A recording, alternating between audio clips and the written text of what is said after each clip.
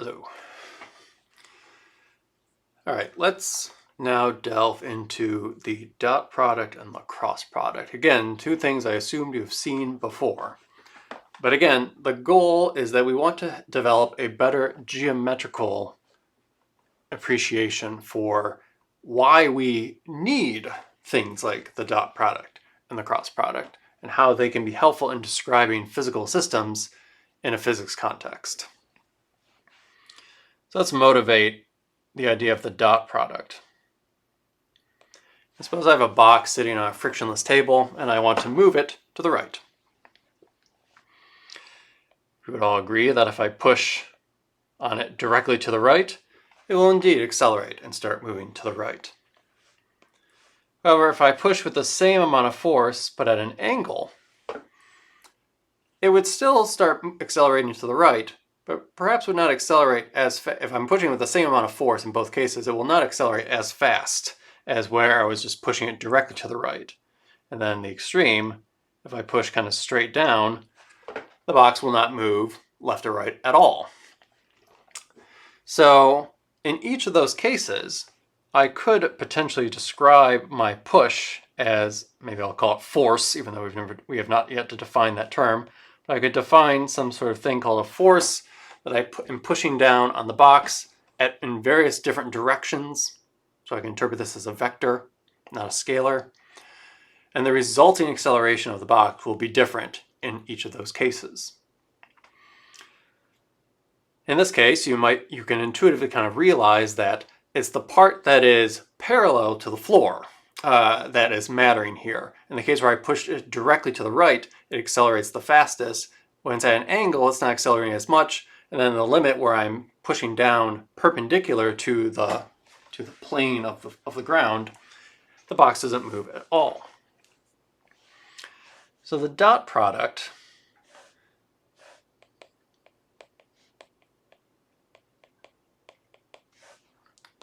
is motivated by projection.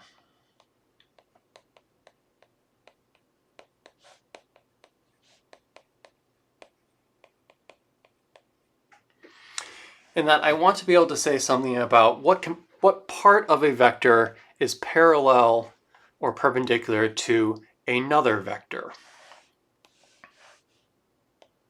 In the case of the box, it is it's the force component that is parallel to the floor that causes the box to accelerate. The perpendicular component does not. So for a general vector f, it'd be nice if I had a way to pluck out the parallel component and pluck out the perpendicular component relative to, in this case, the floor, or maybe some other vector.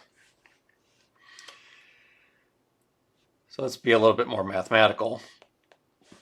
And again, I'll stick with 2D for right now. Suppose I have some vector A that's pointing in some arbitrary direction. Maybe I can give it some values, 3, 1, perhaps.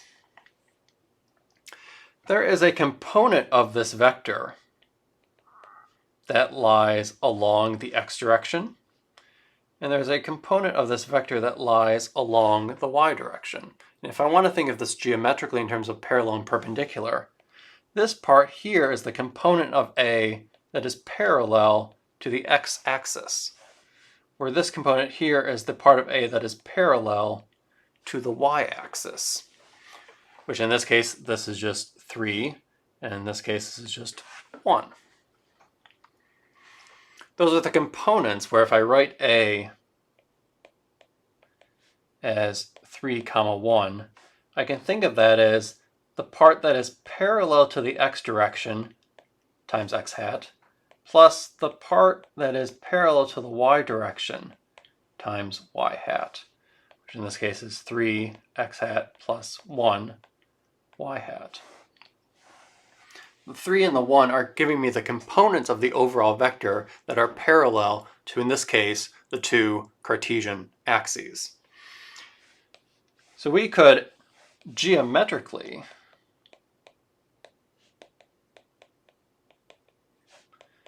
define the define the dot product such that a vector dotted with some unit vector axis is the component of A that then is parallel to the unit vector x. And this doesn't have to be an axis, one of the Cartesian axes either. It could be a general vector. But let me not get too much ahead of myself. So in this case, the dot product, which again I've not really defined other than geometrically saying that if I take a vector and I dot it with one of the unit vectors for the axes, that plucks out the part that is parallel to that particular axis.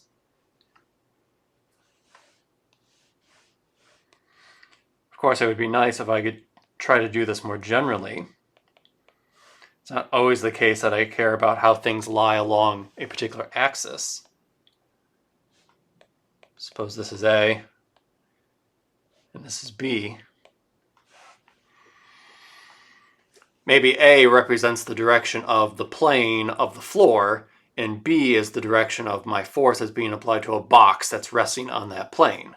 In this case, A is not really aligned with one of the Cartesian axes, but nonetheless, I want to then ask myself, what part of B lies along parallel to A? Here I can then, again, always look for triangles if I can look for triangles. If I drop down a line there and note that it's perpendicular, a line that's perpendicular to A and reaches up to B, then there's this component right here, which is what? Nothing other than the part of B that is parallel to A, to the direction parallel to A.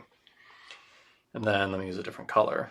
And then this right here seems to be the part of B that is perpendicular to A in that case.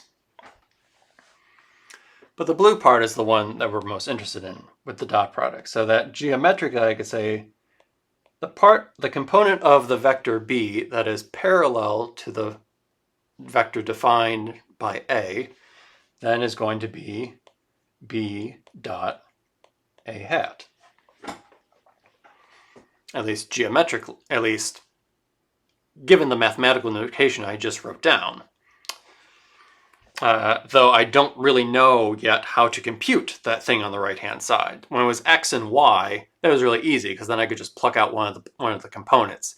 Here, A itself has an x and a y component as well as B, so I haven't yet quite figured out how to write down the dot product mathematically. But I can, of course, look geometrically and look at that blue component here and notice that it is one side of a right triangle, where the hypotenuse is the magnitude of the vector B. The length of the hypotenuse is the length of the vector B. And there's some angle between the vector A and the vector B. So geometrically, it also looks like this is the same thing as the magnitude of the vector for B multiplied by the cosine of the angle between vector A and vector B. Geometrically.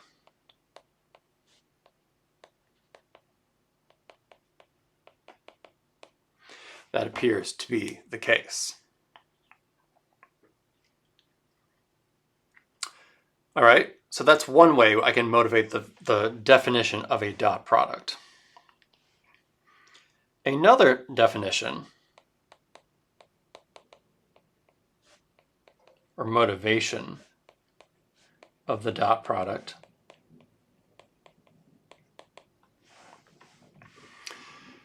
is that if I take a vector A and dot it with the unit vector version of itself, well, that's saying what component of A lies parallel to the direction defined by A.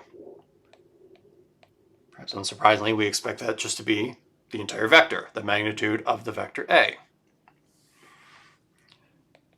I could then multiply both sides by the magnitude of the vector A and realize that A hat dot, and by properties of dot products, know that I can move that magnitude inside and get something like this, of A dotted with the magnitude times the unit vector must equal the magnitude squared. But the thing in parentheses is just the vector A itself. So this is just saying A dot A equals the magnitude of the vector squared. I can use that as another motivation, as a way to define the dot product, that there's a relationship between the dot products and magnitudes. Which this then, the square of the magnitude, right, that would just be ax squared plus ay squared, and if it's 3 dimensions, az squared, etc. Which then can lead to a more general definition of what do I do when I take two different vectors, a and b, and dot them with each other. Or when I took the same vector, I took the x components, multiplied them together, which ended up being the same, so it was ax squared, plus the y components, multiplied them together, they were the same, ended up being ay squared. I can then write this as ax bx, take the x components, multiply them together, add them to the y components, etc. So that this is defined as kind of the sum of the product of the components, regardless of how many dimensions there are. I can take that as another more mathematical definition of the dot product. And these are related, of course. There is a connection between kind of my geometric motivation and definition versus this mathematical version.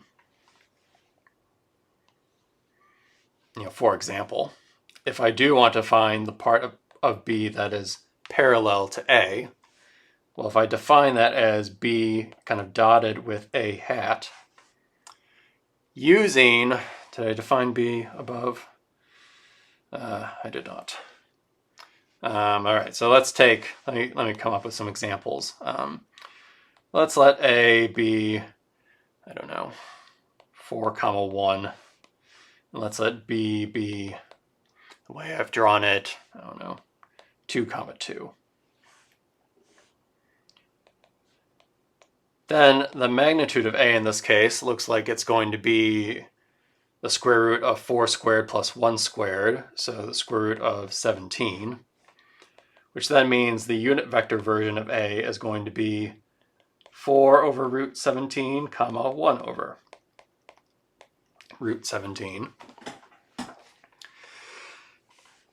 So that the component of B that is parallel to A is then going to be B dot A hat, which then looks in that case like it's going to be 8 over the square root of 17 plus 1 over, 2 over the root 17, or 10 divided by the root of 17. That is the component of B that is along A. And you can convince yourself by calculating the magnitude of B. Magnitude of B in this case looks like it's going to be square root of 2 times 4, or 2 times the square root of 2. You can convince yourself that 10 over root 17 is smaller than 2 times the square root of 2, right? It is a part of B that lies along A. If a component is somehow greater than the overall magnitude, something's wrong. Also note that this gives you a scalar at the end of the day. You take two vectors go in, a single scalar comes out. And the usual kind of various properties that you can apply this mathematical definition and motivate, let's say that the dot product commutes, the dot product is associative with scalars, right? C times A dot B is the same thing as C times A dot B, which is the same thing as A dot C times B. It associates A dot B plus C is the same thing as A, sorry, this is not associative, that distributes A dot C. The derivative also distributes. The derivative of A dot B is dA dt dot B plus A dB dt, and all that fun stuff. But there is a connection between the two, where if I recall that the parallel component, the component of B that's parallel to A, we said was b dot a hat. But then geometrically, we also said that this was b times the cosine of the angle between a and b. Well, I could take the two things on the right-hand side of those equal signs, multiply both of them by the magnitude of a. So then I get magnitude of a times b dot a hat equals the magnitude of a, magnitude of b times the cosine of the angle between the two. But then notice again, this then looks like it's just the true vector a, not the unit vector dotted with b, equals the product of the two magnitudes times the cosine of the angle between them, which I think is kind of usually how we all remember the geometric interpretation of the dot product, while the mathematical definition, I guess, is this one. So there is a relationship between kind of the geometric interpretation about projections and pulling out components that are parallel to another vector, along with this mathematical definition, which can be motivated more by that the dot product should be saying something to deal with the magnitudes of vectors. Where again, I could start by defining and generalizing by a vector dotted with itself is the square of the magnitude. I've seen texts where they've motivated that they define that as the definition of the magnitude of a vector. It's the square root of the dot product gives you the magnitude of a vector. But again, that's more, it's ultimately connected by this geometric interpretation of the dot product. And just as an aside, I think kind of the way maybe it's typically shown that this relationship is true, I try to motivate it geometrically without really doing it as a full-out proof.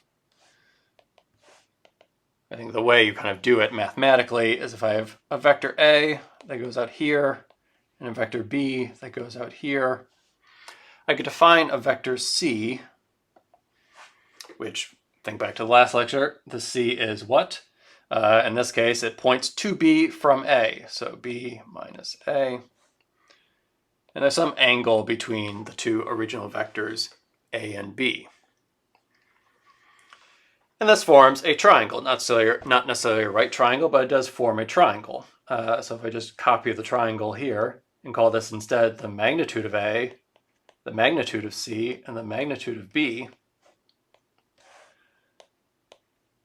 the law of cosines applies to this case, where the magnitude of C, the side of the triangle opposite the angle I've defined, is, or sorry, the square of that is the part you would expect from the Pythagorean theorem. But it can't be exactly that because this is not necessarily a right triangle, so there has to be some correction on top of it. So then there's the correction component, which involves the cosine of the angle between the two. And again, notice when the angle is a 90-degree angle, this just becomes the Pythagorean theorem. And then the proof for the dot product is that you can also notice that the square of C is the same thing as the magnitude of B minus A squared, right? Take that difference, find the magnitude, square it, that is the magnitude of C as well.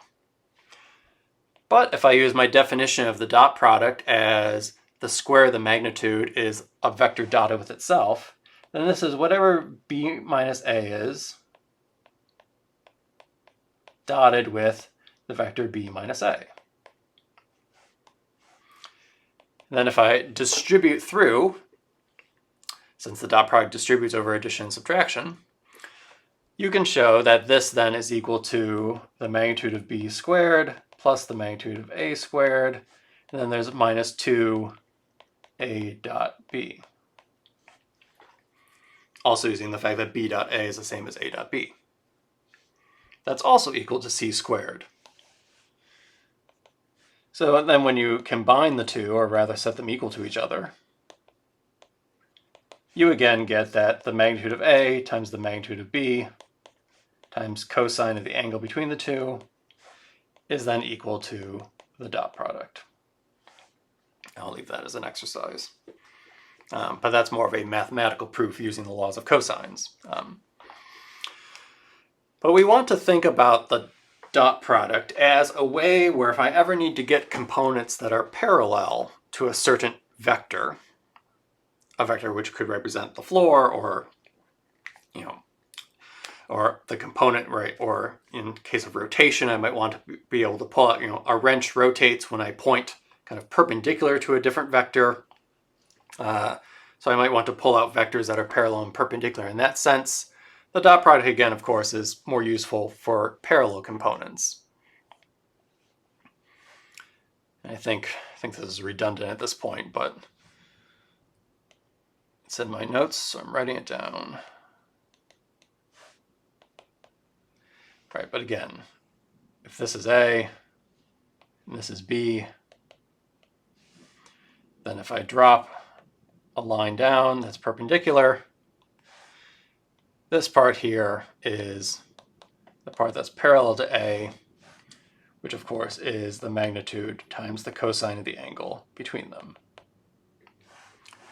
Which if I wanted to relate that to the dot product, notice that A dot B is the same thing as the magnitude of A times the magnitude of B times the cosine of the angle between them. But this itself is just the part that is parallel to A, or the component of B that is parallel to A.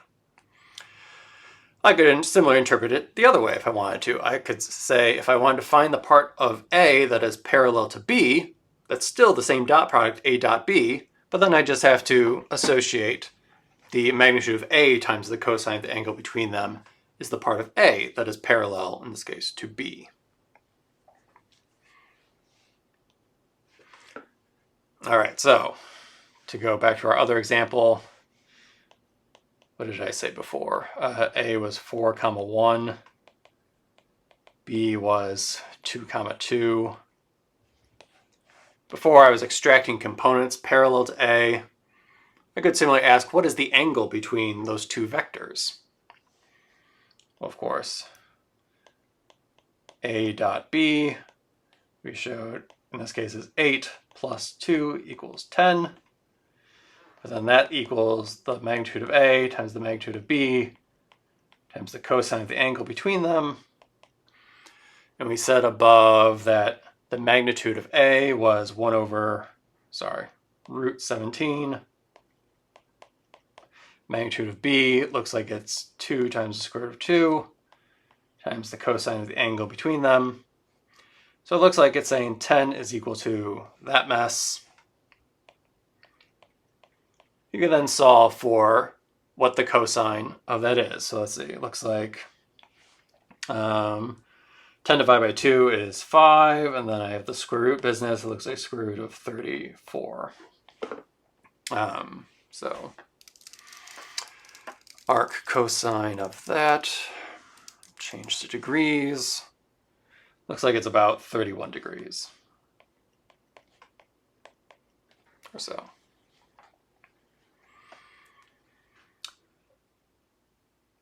So you could ask yourself, this also gives you an interesting test of orthogonality, or when two vectors are perpendicular.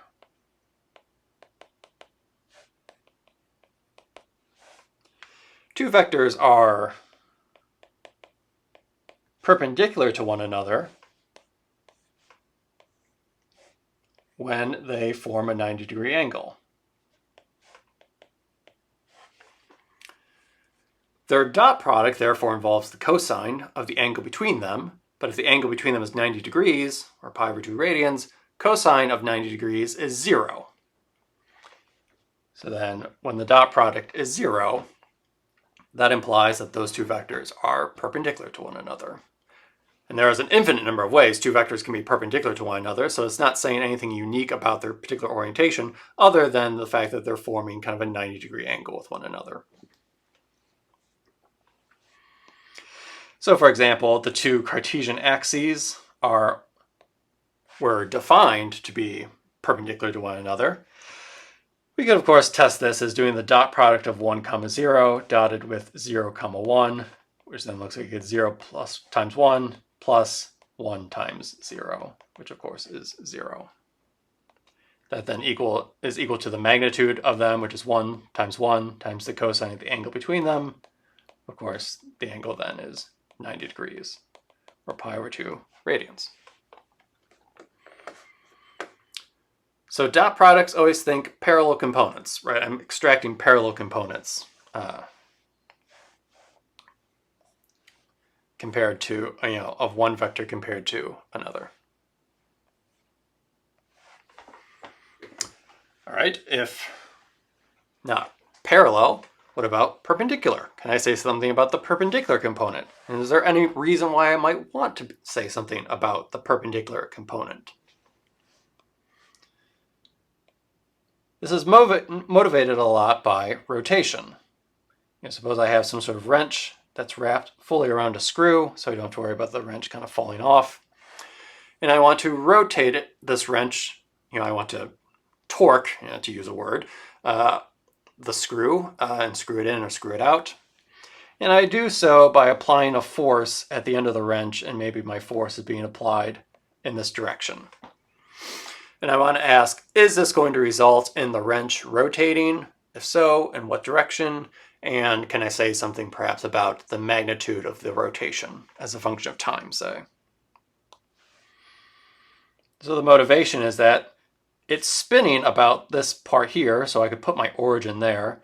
And the position vector that goes from the thing that I want to get rotating out to where I'm applying my force, that's perhaps a vector I could call r. Then I'm applying a force at that point, F. If the thing is going to rotate at all, it can really only rotate kind of in this, in this direction. The wrench is not free to move in any arbitrary location, but if the wrench is going to rotate, the end of the wrench will rotate around that particular circle. It's constrained to move in that circle. And so I could ask, what part of the force vector F really matters in this case? And unsurprisingly, it is the part that is not parallel to r, but that is perpendicular to the vector defined by r. These two vectors form a 90-degree angle with one another. Kind of extreme example is if I had a wrench kind of attached to a bolt, which I'll have in my hand. If I point it this way, there's lots of rotation. If I point this way, there's some rotation. If I'm doing this, obviously nothing's going to rotate at all. Or if I pull on the wrench, the screw is not going to rotate. It is the part that is perpendicular that matters in that case. So it can be, so there's motivation having a way to find the perpendicular component as well.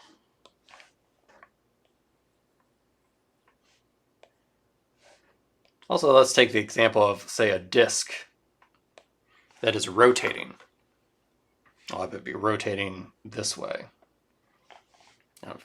out of the page and then into the page on the right-hand side. If I wanted to, say, describe the position of, say, this location, this dot P, as a function of time, right, the position I could describe at a given point in time as some vector that points out there, but then at some time later, that dot might have moved over here and the position vector is now this. At some point later, the position vector maybe is now in the back here, and the position vector kind of points this way. The position vector is constantly changing as the thing rotates, which might be fine. I could write down the position as a function of time. And from that is encoded information about how the object is rotating. But it might be nice if I had something that was, for solid fixed rotation, some sort of vector that can specify both how fast the thing is rotating and a directionality associated with the rotation. So is it rotating like this, or is it rotating like this? So we can define, I guess I'll use black. We can define a vector, typically given omega, that has nothing to do with the exact position of P at a given moment in time. Notice that vector never is pointing to the location of P from the origin, which I put at the middle of the disk. But I can use this omega along with the right-hand rule to associate the direction of rotation, where if I put my thumb along the direction of omega, my fingers curl around my thumb in the direction that the disk is rotating. And no matter where the point is as it rotates around, that single vector omega gives me a sense of the direction of the rotation. And then maybe I can associate the magnitude with something about how fast the thing is rotating, at least angularly, how many radians per second the thing is sweeping out. All the information can be encoded by omega, a vector in this case that is always perpendicular to the actual motion of this point P, which all kind of lies in this disk, the circular disk, where omega is pointing perpendicular off the surface of the disk. So again, a relationship between perpendicular vectors, there might be something there, that some operation that can help us connect positions and motions with perpendicular vectors in that case. Let me just give kind of another example along that vein. Suppose I have a disk that is rotating, and I'll use omega again to kind of specify the rotation that's happening, so it's kind of doing this. And then I have some point P right here, and I want to say something about the velocity of that point P. Now you may recall from, in this case it looks like V is kind of going in this direction if I imagine it rotating with my right-hand rule thumb. You might remember from kind of an intro physics sequence that I can associate the speed of that point V with the value of omega, the angular velocity, and how far away it is from the center. If it's a distance capital R away from the center, then V in this case, or at least the magnitude of V, is just R times omega. An angular speed, theta radians per second, times a distance gives you some sort of actual physical velocity, meters per second or whatever it is. Kind of a simple equation that might look familiar from when you did simple rotation in intro physics. But then what if I have a more general coordinate system where I have a spinning disk, I have omega, but then I have my origin way down here. And I want to say something about the velocity of this point P, which of course is still pointing kind of into the page in that direction. In this case, the position vector goes from my origin out to this point. And presumably there should be, again, a relationship between how the velocity at that particular object is moving, how it should somehow be related to omega, which gives you a sense of how fast the thing is spinning, as well as how far away the point is from the center of the disk. Though given these two vectors, you might ask, do I actually know how far away the point is from the center of the disk given little r and omega? Well, indeed we do.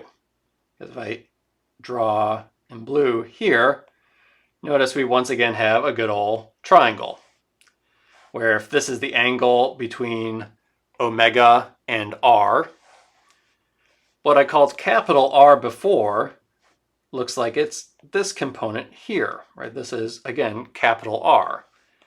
So then it looks like V, if I want to call that R omega, is the same thing now as it looks like little r omega times the sine of the angle between them.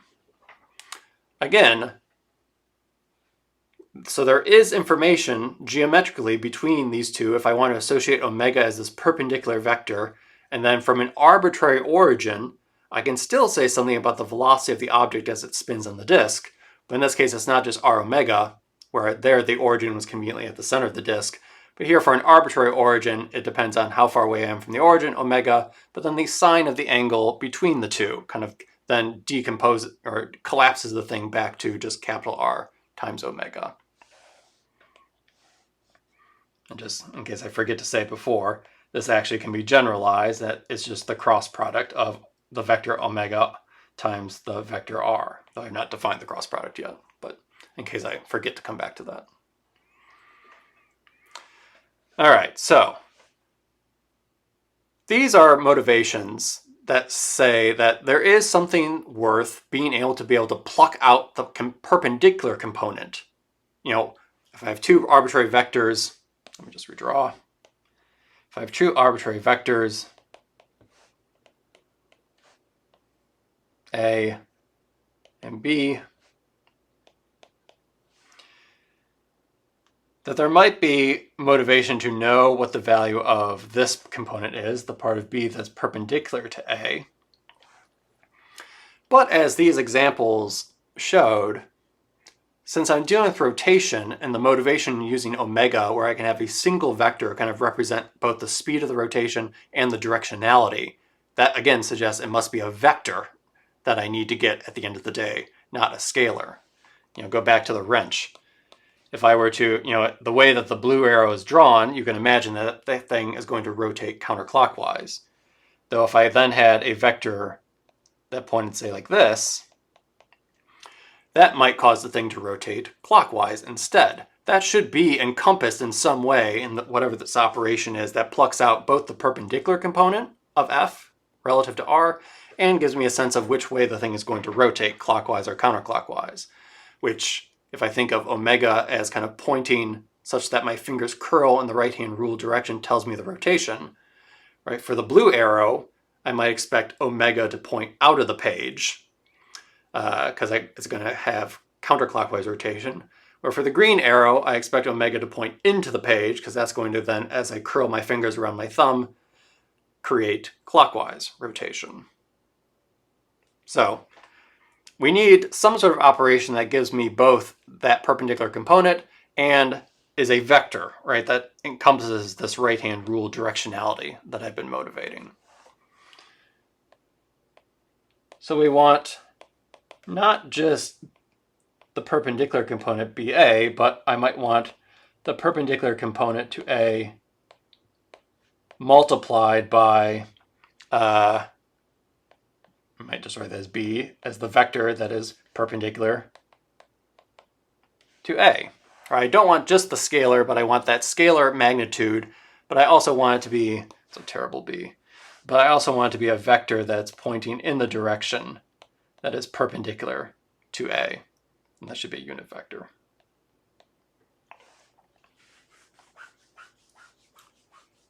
This motivates, and again, looking at the velocity one in the upper right, the fact that I got two vectors multiplied by not cosine, but sine, motivates the cross product.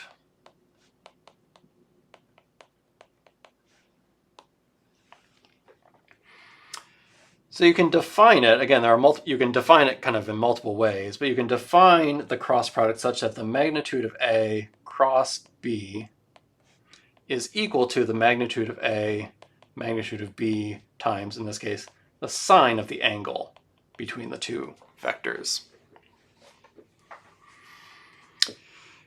That is kind of the geometric interpretation, which you can kind of get through in the same way we got it to it through with the dot product. And just as a quick aside, because I'm sure I'm going to do this moving forward, I am very much used to writing this in the, I think it's the British notation or the European notation, where rather than writing an X, I write it as a kind of chevron B. So if I use the chevron notation moving forward, just know that's just an equivalent way to write the cross product. I like it a little bit better because we usually have other things that the X symbol is associated with. So try to eliminate the number of possible X's that are flying around. So A hat B, right, is another way of writing the cross product, which I like a lot better.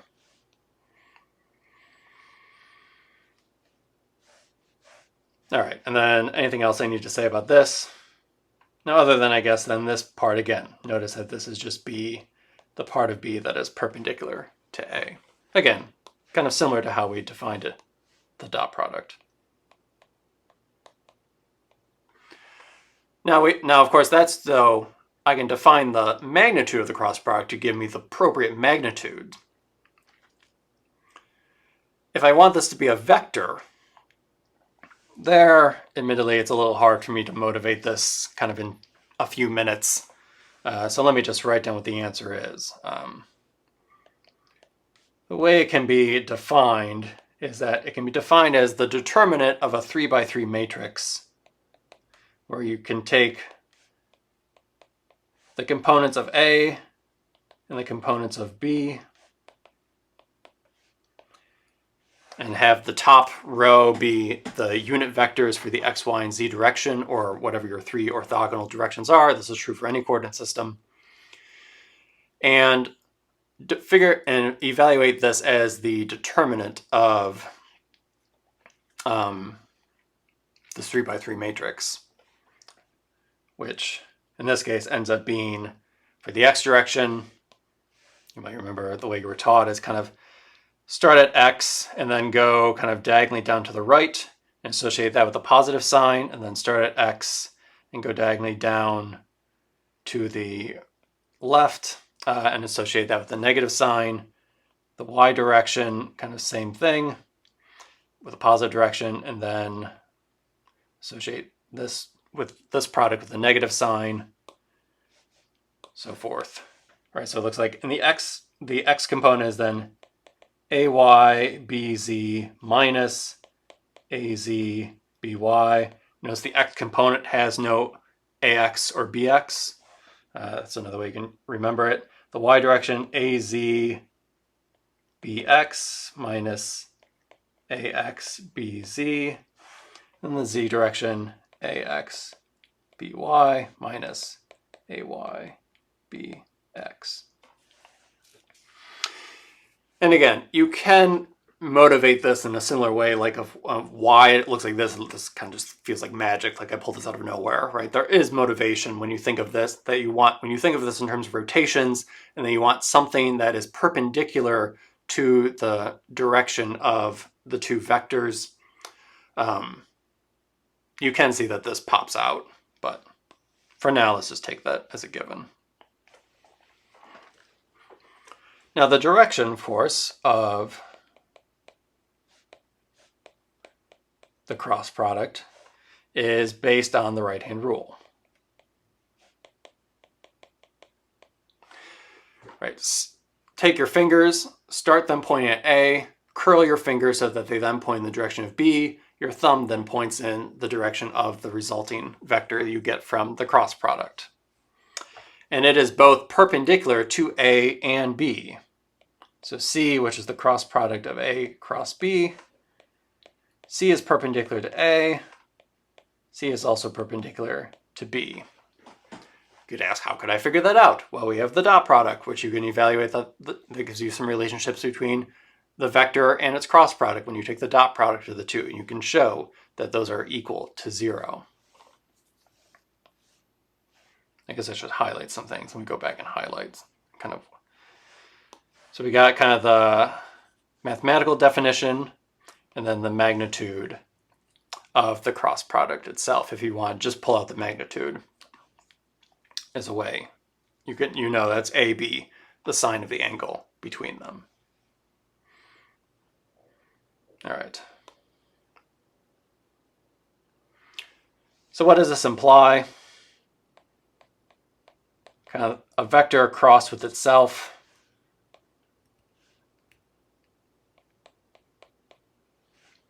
Right. A crossed with itself must be equal to 0.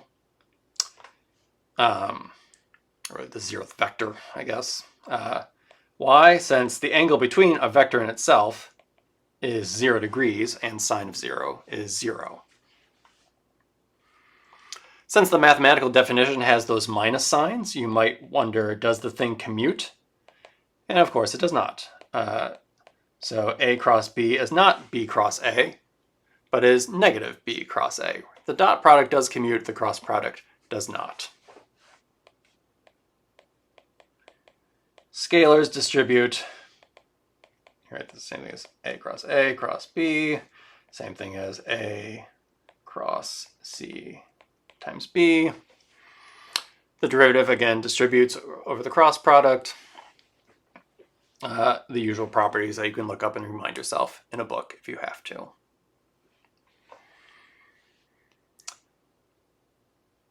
So I think, let's see, anything else I want to say about this?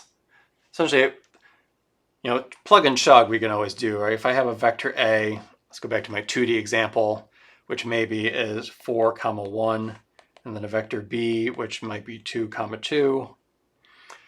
I can evaluate the cross product of what is A cross B. That's okay, that's a two-dimensional vector, because then I can always just associate it with,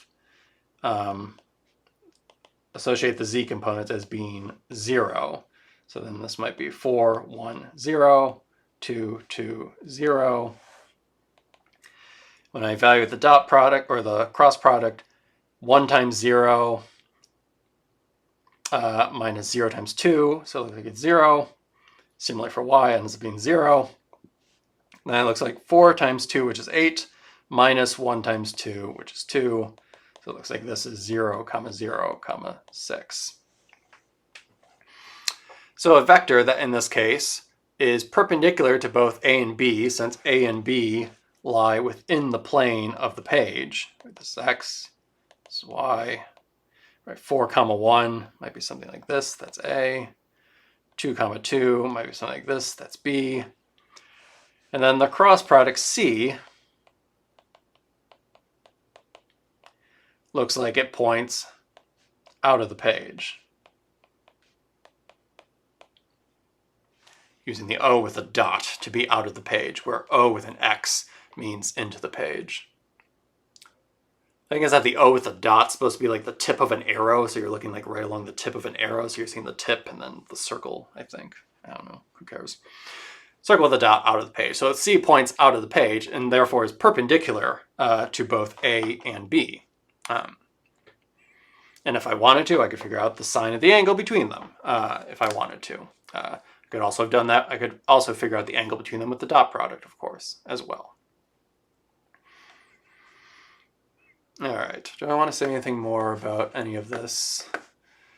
I don't think I do. This, of course, then, like if you fully understand the geometric kind of interpretations of the dot product and the cross product, then the more exotic looking triple products you can always interpret geometrically.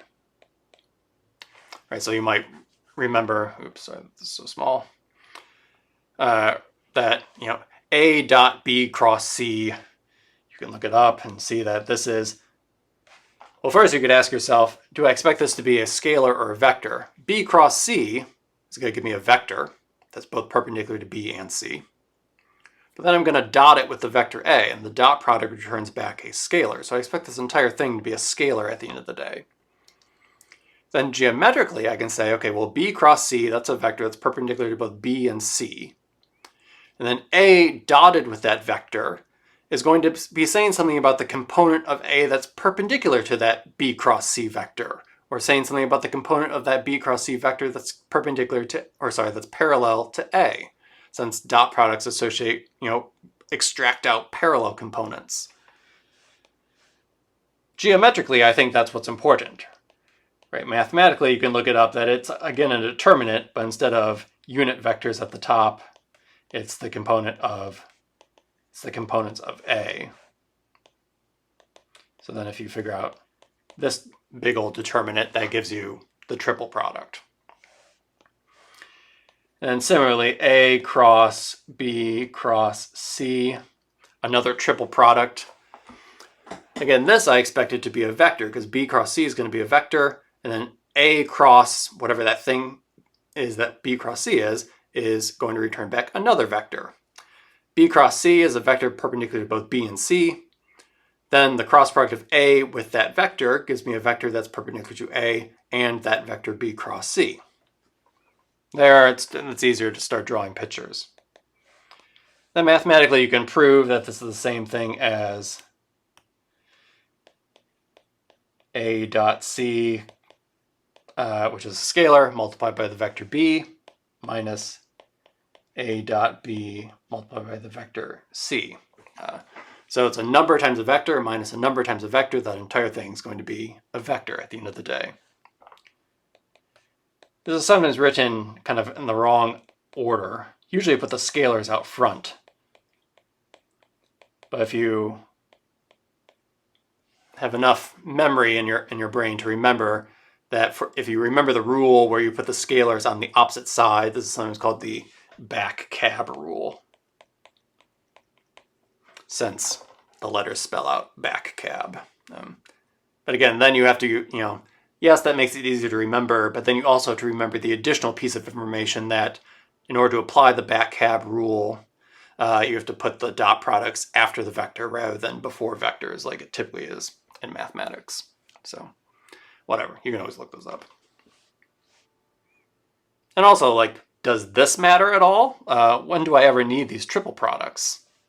Well, just to give you one example before we end, we'll see angular momentum for circular motion is a vector L that ends up being the position vector kind of crossed with the momentum of the object that's rotating in circular motion. But momentum is just the mass times the velocity vector. Mass is just a constant, so I'll bring that out. So it looks like it's m times the cross product of r cross v. But going back earlier, notice that when I was writing down circular motion for a solid body, I could write v as omega cross r. So then this looks like it's just r cross, and then it's omega cross r for v. Should use a different color. If this is v, this is v. Right, so there are places where these triple products also arise as well. All right, geometric interpretations of these dot and cross products.